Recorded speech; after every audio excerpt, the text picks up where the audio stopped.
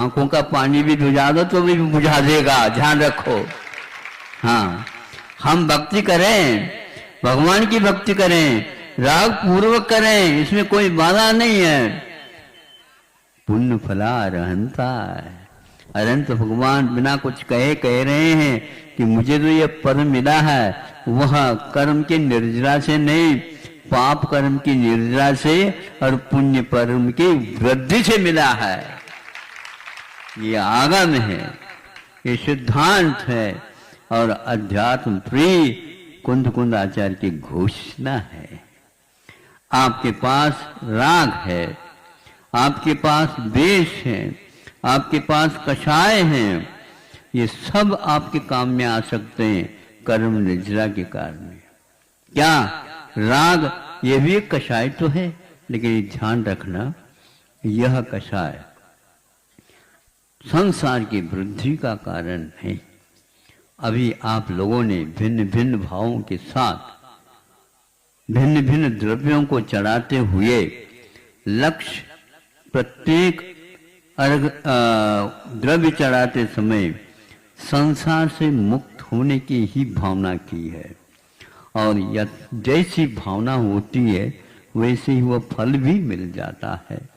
भावना भवनाशिनी कहा है, भावना भववर्धनी नहीं कहा है। भव की वृद्धि दुर्भावना से हुआ करती है, सद्भावना से कभी भी वृद्धि नहीं हो सकती।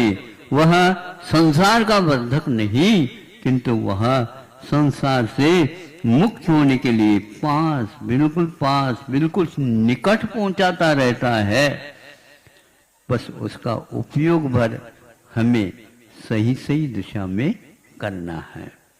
राग का यदि स्वभाव केवल बंद का ही होता तो सराग अवस्था में तीन काल में निर्जरा नहीं होती, और भगवान की भक्ति के द्वारा केवल बंद ही होता तो भी मैं मानने के लिए तैयार हूँ। इधर पुण्य का बंद होगा, और वो पुण्य का बंद ही बता रहा है, यह पाप की निर्जरा भी उस समय कर रहा होता है। यदि ऐसा नहीं होता तो यह सिद्धांत गड़बड़ में आ जाता। मुक्त होने के उपरांत ही मुक्ति की हम भावना करें, क्योंकि भावना वैसी होना चाहिए जैसे हमारा लक्ष्य होता है। यह यदि आपको किसी ने पाठ पढ़ाया, इस पाठ से आपका कभी भी पीठ पीछा नहीं छोड़ेगा पाप, क्योंकि ऐसा कभी भी हो ही नहीं सकता। संसार दशा में रहो और केवल आप भाव ही करो, और वो ऐसा भाव जो बिल्कुल ही बंद से ही मुक्त है, नहीं, ऐसा होता नहीं। केवली भगवान को भी बंद हो रहा, अभी भी हो रहा है, अभी भी सत्ता का जो पुण्य है वह वृद्धि को प्राप्त हो रहा है।